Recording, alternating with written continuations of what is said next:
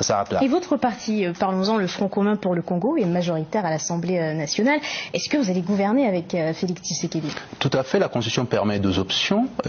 C'est un peu comme la Constitution française. Il y a à la fois la coalition qui est possible et puis il y a la cohabitation.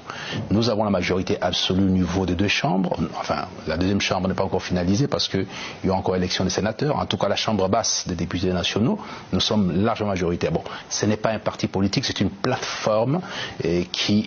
au sein duquel, de laquelle on trouve énormément des partis politiques, des regroupements. Une formation. Bon, oui, voilà, on fait partie et l'autorité morale de cette plateforme s'appelle Joseph Kabila Kabange, qui a montré la voie. Aujourd'hui, nous sommes contents d'avoir cette majorité quasi absolue et je pense que d'une part, si Félix Tshisekedi estime nécessaire qu'on puisse travailler en coalition, il n'y a pas de souci.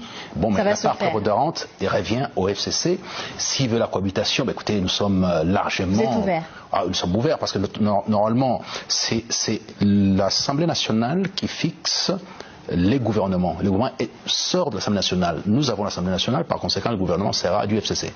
Et par rapport à la présidence, justement, à quel défi le nouveau chef d'État va faire face? Quels défis vont se présenter à lui? Bon, il doit maintenir d'abord l'unité du pays, continuer à la maintenir comme Kabila a pu le faire. Il doit ici aussi s'assurer sur la dignité, la souveraineté, ne pas céder sur ces fronts-là et jamais céder parce que nous sommes le centre du monde aujourd'hui avec notre cobalt qui va devoir gérer la transition énergétique et par conséquent, tous les yeux sont rivés sur la RDC, tout le monde nous regarde.